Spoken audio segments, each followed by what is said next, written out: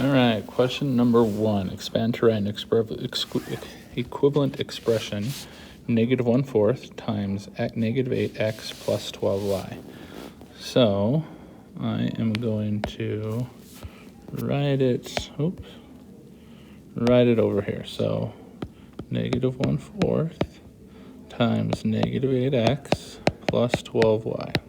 All right, so we're going to take the negative 1/4, multiply by everything on the inside. So if I use my calculator, negative 1/4 times negative 8x is positive 2y. Negative 1/4 times 12 is positive 2x, sorry. And negative 1/4 times positive 12 is negative 3, and then y. Okay, so there's our answer for A. On B, I said, let's see, we have 36a minus 16.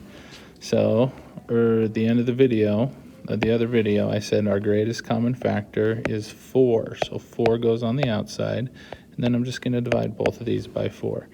36 divided by 4 is 9, so 9a, and then minus 16 divided by 4 is 4. Okay, so there's our answer for B.